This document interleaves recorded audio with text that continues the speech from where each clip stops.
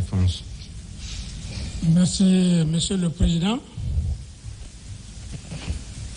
Mes chers éminents assesseurs,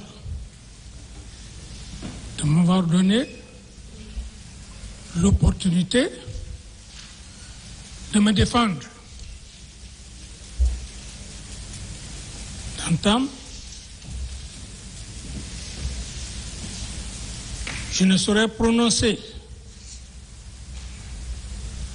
un dernier mot sans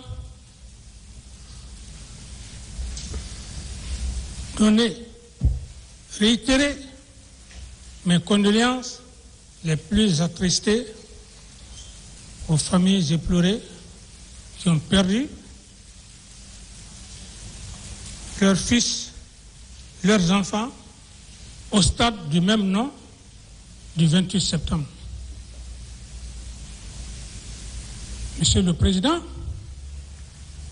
éminents assesseurs,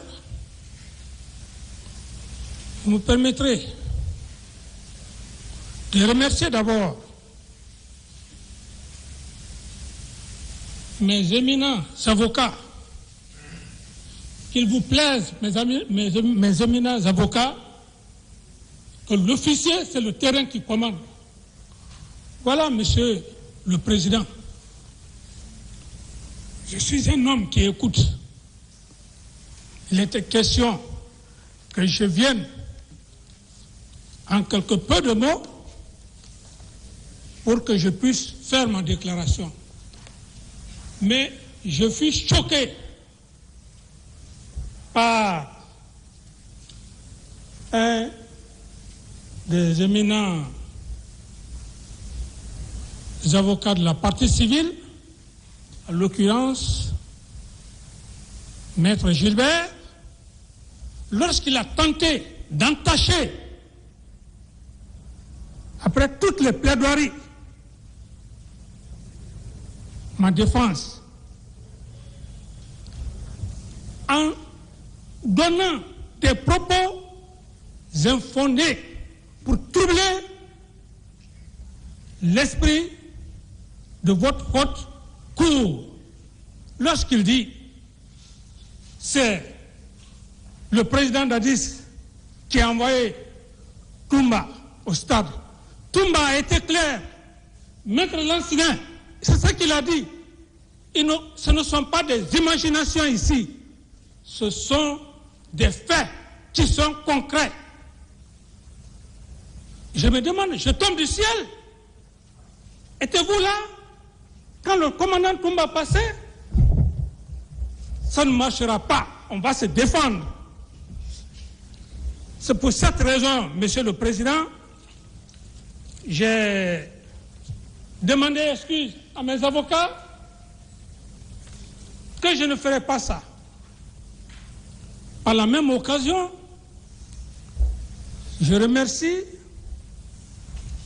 le royaume chérifien, en l'occurrence Sa Majesté Mohamed VI, qui a bien voulu me réserver à un moment donné sur le sol chérifien pour mes soins.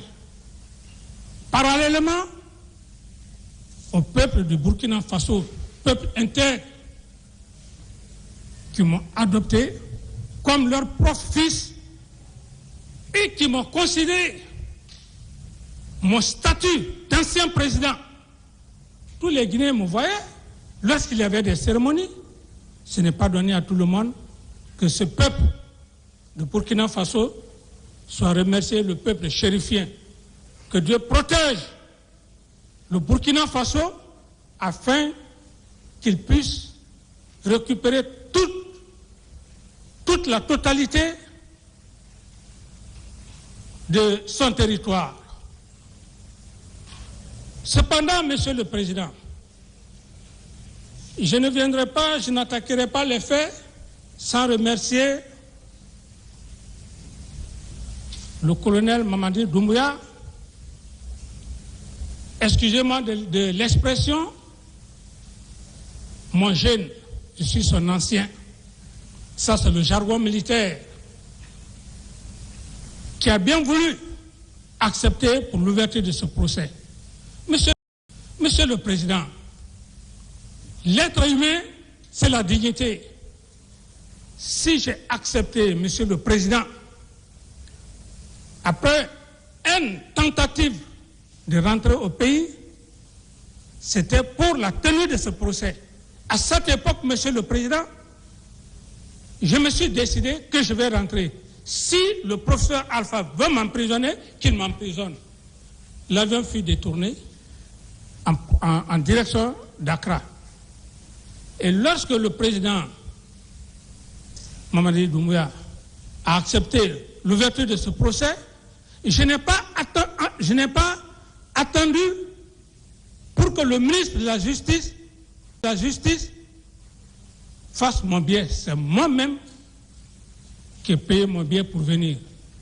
Je ne l'ai pas fait, Monsieur le Président, pour faire plaisir à ceux qui pensent que j'avais une pression. Je n'avais pas de pression, Monsieur le Président. Il y a 13 ans de cela, je suis au Burkina Faso. J'étais dans mes droits, même à l'heure où je suis, d'avoir la nationalité. Je pouvais refuser. Mais Monsieur le Président, je suis un officier assermenté. Et l'officier, par définition, c'est un homme de caractère au sens le plus élevé de l'honneur et de la dignité. Un homme qui a été président, pas par sa force, pas par son intelligence, par le fait du destin, qu'à un moment donné de son histoire, tout le peuple lui a réclamé qu'il y ait des événements de ce genre et que cet homme veut se soustraire, mourir, vaut mieux. C'est pourquoi, Monsieur le Président, j'ai toujours imploré Dieu. Je dis Dieu, si à un moment donné de l'histoire, à quelques microns, pas plus d'un mètre, j'ai frôlé la mort, c'était dans mon destin. Mais aide-moi. Ne me rappelez pas tant que ce procès-là ne sort pas de mon vivant. Qu'est-ce que mes... C'est là où même j'en viens pour remercier, quoique je puisse avoir des griefs à l'éminent procureur, cet homme, quand je me suis brûlé, Monsieur le Président, je ne pouvais même pas marcher pour rentrer dans les toilettes. Vous l'avez constaté, je ne venais pas au procès. Mais cet homme, le jour où il a jugé nécessaire de venir me saluer, pour aller à la toilette, il fallait que les gens viennent me prendre avec béquille. Mais quand il est venu, 2 mots, il a parlé de Dieu, du dessein et de mon frère père, Mamadou Koulé, chauffeur du premier juge et procureur des Gérékouré. À peine qu'il quitte, j'ai appelé mon ami d'enfance, Ismaël. J'ai dit, viens, il y a un miracle. Il vient, je me lève, je commence à marcher. Il m'a donné des remèdes. Je ne peux pas quitter dans cette salle sans lui rendre ce bienfait. Que Dieu vous le rende au centuple. Cependant, Monsieur le Président, force est de constater que je suis bouleversé, stomatiqué par les propos détournés de Maître Gilbert. On est dans un procès pénal. On ne doit pas déformer les propos des accusés. C'est une infraction notoire. C'est ce qui a fait que, Monsieur le Président, j'ai changé de camp et j'ai demandé pardon à mes avocats. Parallèlement au parquet que je voudrais bien vouloir par modestie, parce qu'il y a un homme qui est là. Je ne m'adresserai pas à cet homme comme je le veux. Je n'ai pas ce droit. Si je le fais, c'est Dieu qui va me punir. Parce qu'il m'a guéri. Quand il a parlé de mon Père, quand il a parlé de Dieu, et c'est ce que je veux que demain mes enfants le fassent. Mais que cela n'en demeure pas moins, Monsieur le Président, que je puisse un peu aborder par rapport aux faits. Ceci étant, Monsieur le Président, nous ne sommes pas là, nous ne sommes pas dans une salle de théâtre, nous sommes devant un tribunal criminel. Les faits sont sérieux. Ce qui s'est passé au stade du 28 septembre sont crapuleux. Alors, Monsieur le Président, lorsque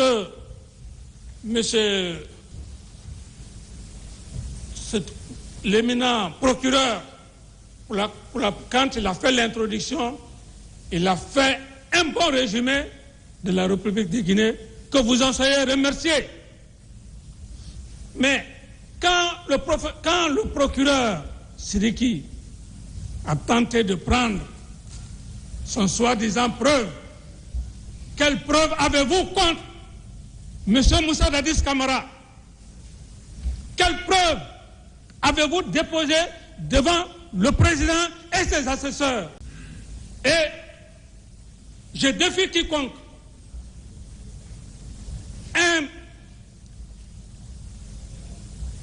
Un procureur, l'un des éminents procureurs, a défini le droit pénal. En l'occurrence, M. Éric Dupond-Moretti, l'actuel ministre de la Justice. Il disait que le procès pénal, ce ne sont pas des hypothèses. Ça suffit largement pour ceux qui veulent développer. Et j'en déduis en cela. Ce ne sont pas des déductions, des imaginations. Avez-vous des preuves qui ont été discutées ici? Les 8 chefs d'accusation devant le président, on a fait pratiquement 1 an et quelques, disons 2 ans. J'ai beaucoup appris ici. Bien que je n'ai pas le verbe, le langage, mais j'ai beaucoup appris. Ce qui me reste, c'est juste peut-être demander à Maître Silla et Maître Sovogui pour des cours théoriques. Je suis à un stage ici. Le président m'a beaucoup cadré.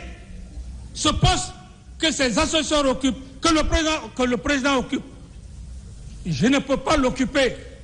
Je ne peux pas. J'ai pas cette sagesse. Donc je vous mets au défi. Et je définis à travers le peu de temps que j'ai eu à faire ici. Je définis, Maître Silla, prenez cette définition et Maître Sovogui pour que vous enseigniez à vos étudiants. Un président, c'est la reine termitière. Un président de juge et ses assesseurs, c'est la reine termitière. Pour tous ceux qui connaissent la termitière, son fonctionnement, il est au bon milieu. On ne la reconnaît que sa tête. Tout le corps est blanc, luisant. Il a des cordons. Cependant, dans le fonctionnement, les fourmis, chacun va à ses affaires pour venir alimenter la reine termitière. Ça veut dire quoi? Ça veut dire que le rôle d'un président et ses assesseurs, c'est pas aller à la recherche des preuves, Ce n'est pas son rôle. La reine termitière, elle est là, elle ne bouge pas. C'est vous qui devrez chercher des preuves. Vous avez cherché des preuves à vain. Le cas de Marokana, dont je respecte le baobab, après qu'il ait été trompé par un soi-disant Charlie Loulou, concernant Marokana, ce débat a été clos. Vous connaissant éminent magistrat, M. Siriki, vous pensez que nous ne savions pas, vous avez passé partout. Qui pouvait penser que vous pouvez écrire à Ambroise Paré par rapport à Marcel, par rapport à Claude Pivy et la Banque centrale? Ne l'avez-vous pas fait? Vous avez passé à Marokana, vous n'avez rien trouvé. Vous n'avez pas de preuves. Aucune preuve.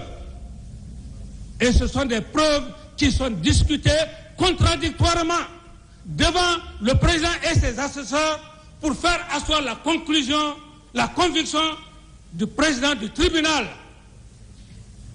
Mais ça ne marchera pas. Vous voulez insidieusement, d'une manière insidieuse, en passant par cette fameuse requalification.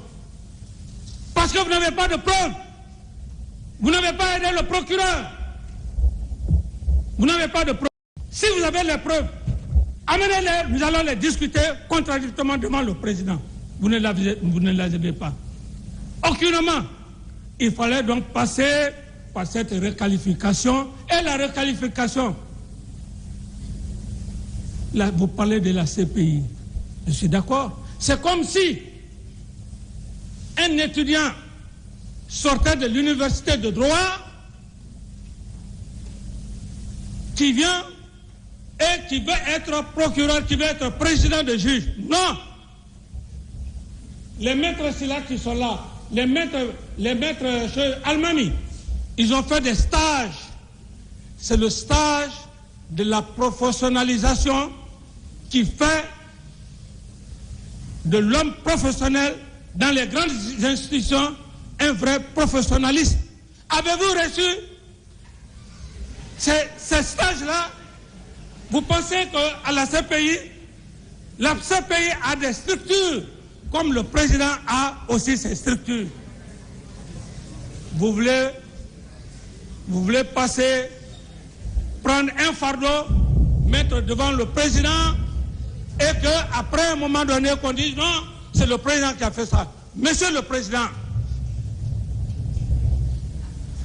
messieurs les assesseurs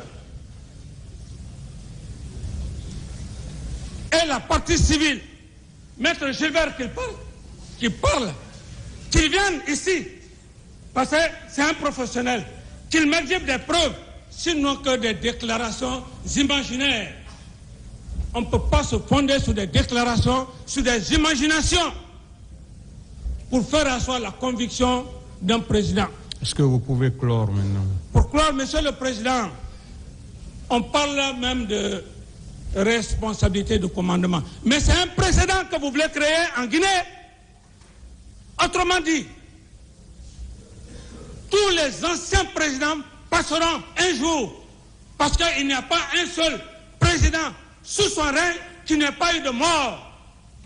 Vous voulez même créer des présidents, des précédents. Au président Doumbouya, il faut que je vous le dise. Alors, monsieur le président, ça ne marchera pas. Je suis convaincu, monsieur le président, que personne ne va vous induire en erreur. Je suis à la maison centrale. Je demande pas mal des pénitenciers et pénitentiaires. Le caractère que vous avez cadré tout le monde ici. Moi, je ne pouvais pas imaginer que cela pouvait passer. Monsieur le Président, dans la vie d'un homme, le général de Gaulle l'a dit, ne peuvent devenir des grands hommes que ceux qui le veulent. Je sais que, Monsieur le Président, quand vous allez être dans votre secret, vous allez prendre infraction par infraction. Oui, infraction, Monsieur Moussa Dadis Camara. Si les 3 éléments constitutifs qui font d'une infraction ne sont pas constitués, c'est purement et simplement à rejeter. C'est ce que le président va faire. Vous voulez le piéger, mais vous n'allez pas pour le pouvoir. La Guinée a besoin des hommes cadres, des hommes intègres. Monsieur le Président, je ne suis pas en train de vous flatter. Ce peuple a besoin des hommes honnêtes. Ce jugement, quand vous allez le rendre, quand vous allez prendre toutes les infractions, s'il n'y a pas de preuves, c'est toute la Guinée, toute la Guinée dans son entièreté va vous rechercher. La Basse-Côte, la Moyenne Guinée, la Haute Guinée, la Guinée forestière, en pleine journée, ils vont vous chercher avec torche, avec vos assesseurs. On ne devient pas grand quand on n'est pas honnête, Monsieur le Président. Ils veulent créer une situation de nature à créer un précédent, un très mauvais précédent. Donc, vous n'avez pas de preuves, vous n'avez pas cherché. Monsieur le procureur Sidiki, vous n'avez pas aidé le procureur, votre chef, pour des preuves. Vous n'êtes pas parti à Kaléa. Vous avez vu qui est venu discuter contradictoirement ici? Merci, M. Camara. Merci, Monsieur le Président.